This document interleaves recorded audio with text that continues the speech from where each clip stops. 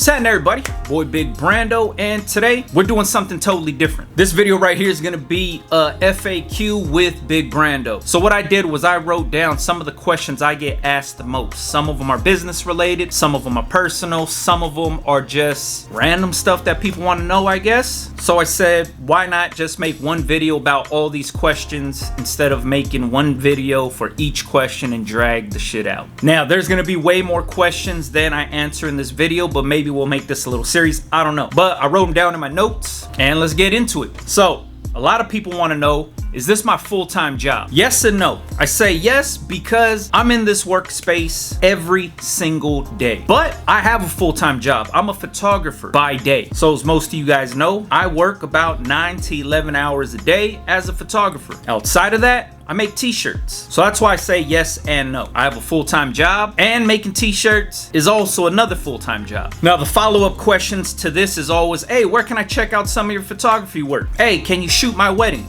Those are all valid questions, but I don't promote my photography work on social media. And two, I'm not that type of photographer. I mainly do documentation, not the fancy stuff. I'm not shooting supermodels. I do documentation. Next question is, do you print shirts from home still? Your videos look different now. All right, this is a question that I've been getting a lot of, and I never really even spoke about this space that I'm in now and what the hell's going on. So, do I still press shirts from home? Yes, I still have equipment at home to press shirts. The little room that I used to make videos in is a very small storage room slash office at my home. I had the two 6-foot tables, I had shelving behind me, had my vinyl cutter, had my heat press, had my hat press. But now you see in the videos that I'm pressing somewhere else and the videos look a lot different. So currently where I'm in right now is my office. Have my computer set up here, have my vinyl cutter here, have my sublimation printer here. I have chairs set up on this side for the podcast when it eventually comes back. In the room behind me where you see me pressing shirts and stuff like that, that's basically like the shop area. Heat presses are in there, embroidery machines in there, t-shirts, shelving, hats, all that stuff is in there. Work tables, all that stuff. So the space that I'm in is basically a creative space. Come here, get my stuff done, knock out orders, record YouTube videos,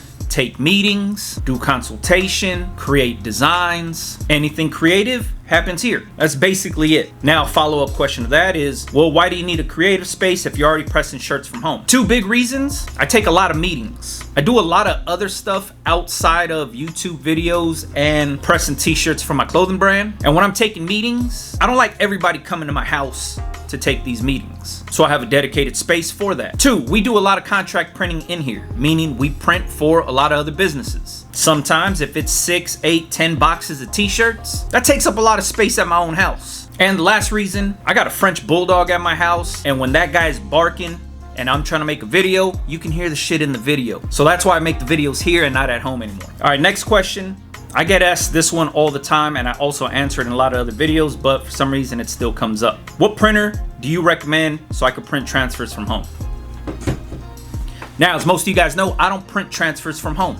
I have a sublimation printer. I sublimate on socks. I used to sublimate on masks. Every now and then I'll do a coffee mug, but that's about it. Can you sublimate on t-shirts? Yes, you can. If you're using 100% polyester or maybe a cotton poly blend, light colored t-shirt, you can sublimate on there. Some people that do a lot of sublimation and give really good advice is Odyssey Rock on TikTok or Instagram. Garment Creations on YouTube. Obviously, you probably already subscribed to him. And another person who I go to if I have any sublimation questions or I need some sort of tips and tricks is Gina Gill. But I don't print any transfers from home. Like, I don't use a desktop printer. I don't use inkjet or a laser printer to print any transfers to press onto t-shirts and send to my customers. I personally don't like the quality of those transfers.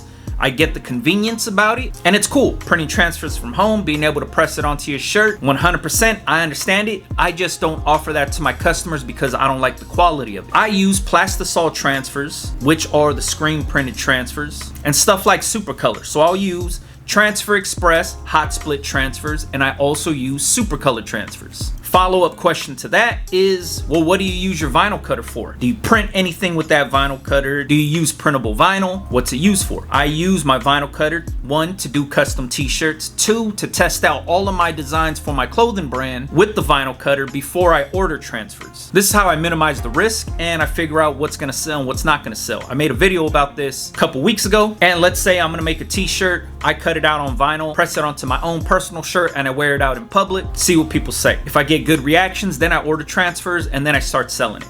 I don't sell the vinyl on the t-shirt. There's nothing wrong with doing that, but I personally don't. Production wise, it makes more sense for me to use Plastisol transfers, so I could minimize the weeding, I could minimize my production time by using Plastisol transfers. Slight exception is if I'm using specialty vinyl like Puff. So I use EconoPuff on some of my t-shirts that I sell for retail. I don't sell a lot of it, so I don't have to buy transfers, but I sell enough of it that I could take care of it with EconoPuff and my vinyl cutter. Now another question, and it's gonna be a follow-up, is should I get an oven so I could sublimate on tumblers and mugs? What do I recommend? I personally do not do any of those types of mugs. When I talk about mugs, I'm talking about a mug press. You put the coffee mug in there, clamps it up, sublimates on there, take it out. A lot of people now I'm seeing doing those tumbler mugs or kind of like those hydro flask type of mugs where they sublimate on the whole thing. Super dope concept. It looks really good.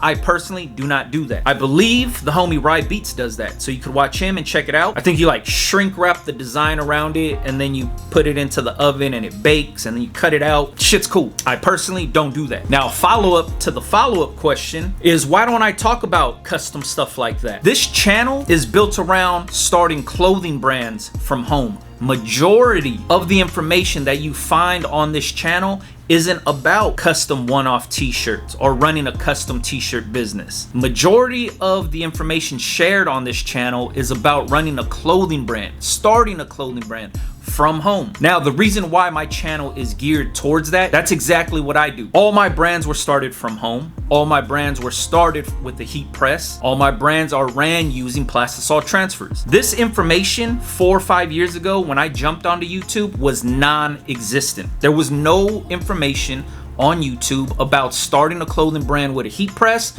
starting a clothing brand with Plastisol transfers, starting a brand from home. All the information out there was go get your stuff screen printed, start screen printing yourself, don't use a heat press, because a heat press was associated with vinyl only. Nobody was talking about Plastisol transfers for a clothing brand. And that's how I was running my business. So I said, why isn't this information out there? Somebody else needs to hear this. Bingo, the Big Brando YouTube channel is created. Now there's channels all over the place that talk about Plastisol transfers, talk about running clothing brands. There's successful brands out there. There's a lot of YouTube channels that are built around the same information that I was bringing to YouTube also. The benefit to that for you as the viewer is now you have information at your fingertips. 5 years ago, non-existent. There wasn't this type of information. There was the t-shirt help desk who was giving you almost everything you needed to know about anything t-shirt related. Everything from, I remember one video that sticks out to me is the business card, hang tag business card that he was doing. Super dope information. He was talking about, I think, different blank t-shirts. He was talking about Plastisol transfers, and there's another guy on YouTube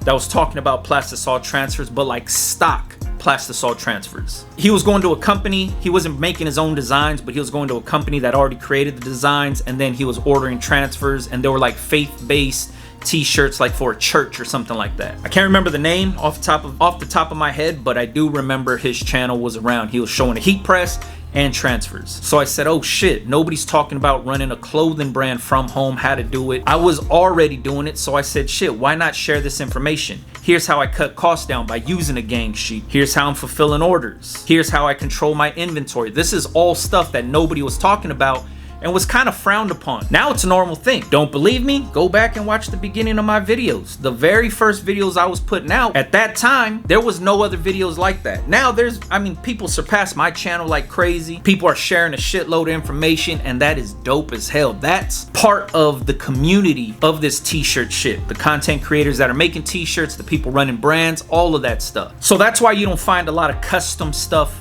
on my channel. That's why this space right here isn't used for customers to come in and order custom t-shirts, because I don't run a custom business. My main source of income is my clothing brands. Running my clothing brands is what brings in the money. I do contract printing also, I do graphic design also, but the main source of my income comes from my clothing brands. Selling t-shirts with my design on them. Not custom work, not fulfillment, not one-off t-shirts. It's running my own clothing brands with a heat press and plastisol transfers. This whole channel has always been about that because that's how I operate my business. There's a million other channels out there that show custom work, how to get custom work, how they operate their custom business.